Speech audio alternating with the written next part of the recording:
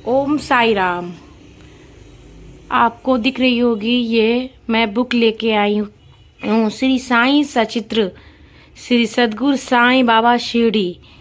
मैं शिरडी गई थी और मुझे लोगों ने बताया कि बाबा की श्री साईं सचित्र ज़रूर पढ़नी चाहिए और इससे बाबा के जीवन की सभी घटनाओं के बारे में आप जानोगे और उनके जीवन की सभी मूल बातों को समझोगे और अपने जीवन में उतारोगे।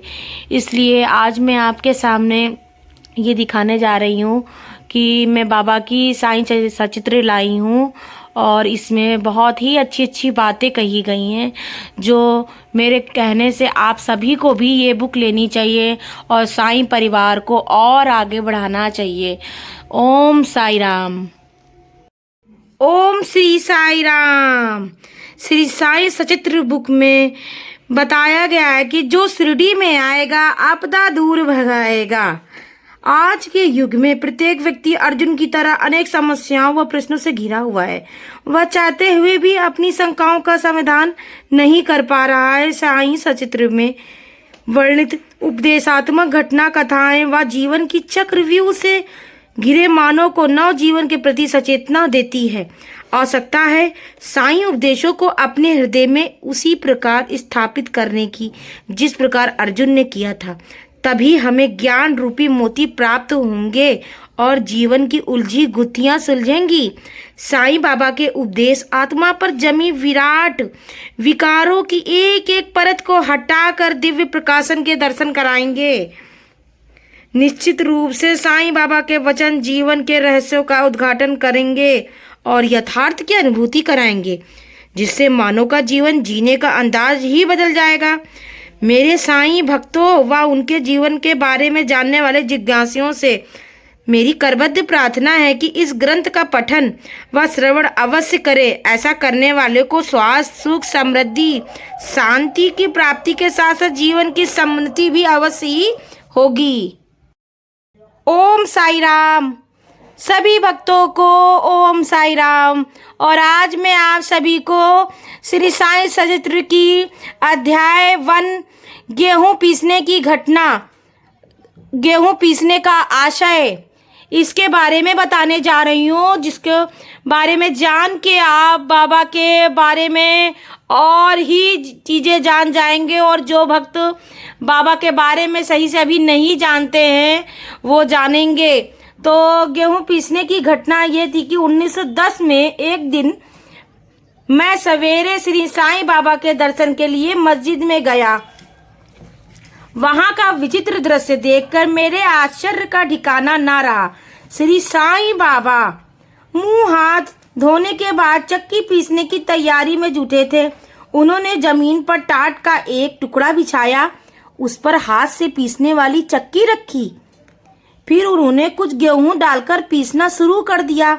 मैं सोचने लगा कि बाबा चक्की में गेहूं पीस रहे हैं, ऐसा करने से उनका क्या लाभ है? उनके परिवार भी नहीं है और वे अपना निर्वाह भी भिक्षावृत्ति से ही करते हैं।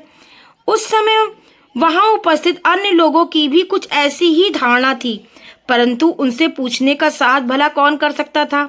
बाबा के गेहूं पीसने की खबर शीघ्र ही सारे गांव में आग की तरह फैल गई। उनकी यह अद्भुत लीला देखने के लिए शीघ्र ही नर नारियों का समूह मस्जिद की ओर दौड़ पड़ा।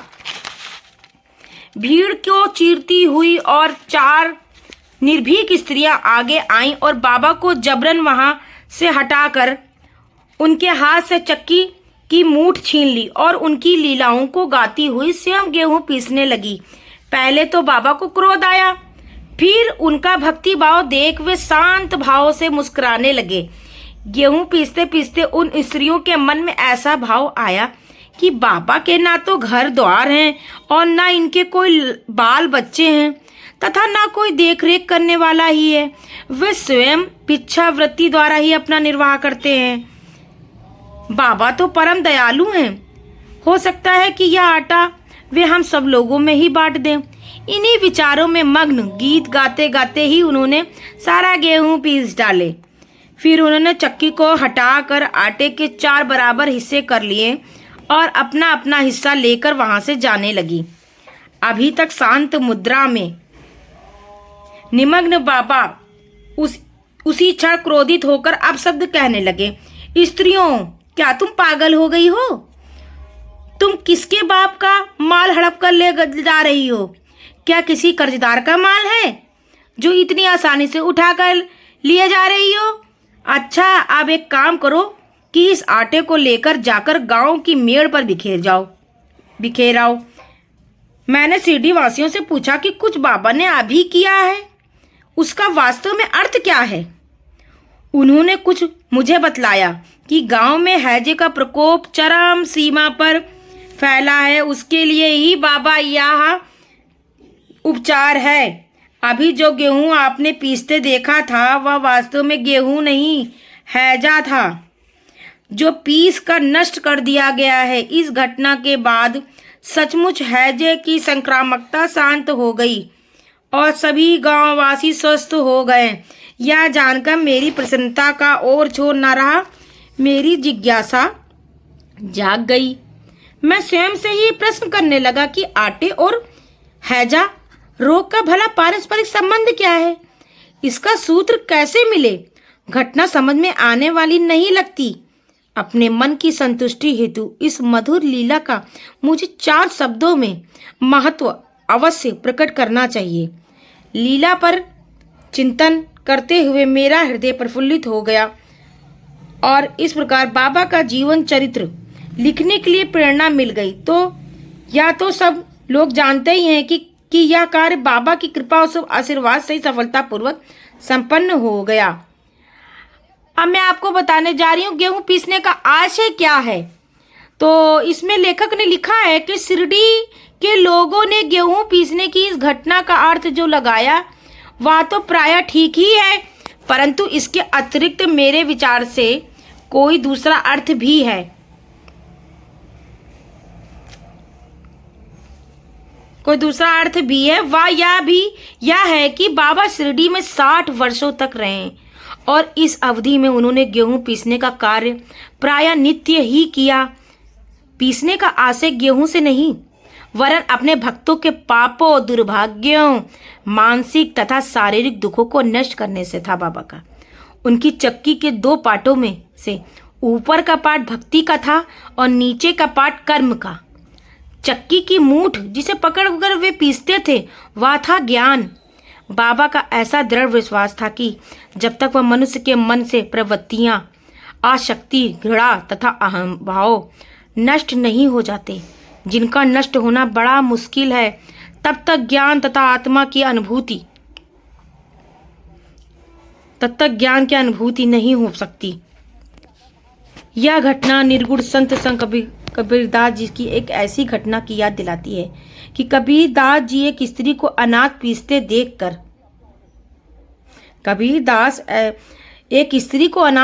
देखकर अपने गुरु से कहने लगे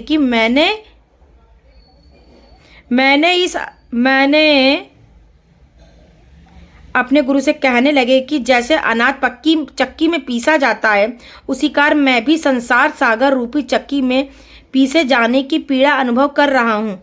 उनके गुरु ने उत्तर दिया कि घबराओ नहीं, चक्की से केंद्र में जो ज्ञान रूपी दंड है उसी को मजबूती से पकड़े रहो। जिस प्रकार तुम्हें मुझे देख रहे हो उससे दूर मत जाओ, बस केंद्र की ओर ही बढ़ते जाओ और यह सब निश्चित है कि तुम इस संसार सागर रूपी चक्की से निश्चय ही बच सकोगे। ओम साई राम। इसी के साथ आज श्री साई सचित्र की अध्याय 1 की गेहूं पीसने की घटना का समाप्त होती है। ओम साई राम। अगर आप सभी को श्री साई सचित्र की ये अध्याय 1 गेहूं पीसने की घटना अच्छी लगी हो तो मेरे चैनल को सब्सक्राइब एंड शेयर जरूर करिएगा, ताकि हमारा साईं परिवार ऐसे ही आगे बढ़ता जाए और बाबा की सभी जीवन लीलाओं की घटनाओं के बारे में मैं आप सभी को ऐसे ही बातें बताती रहूं और अपने साईं को निमग्न में प्रणाम करती हूँ।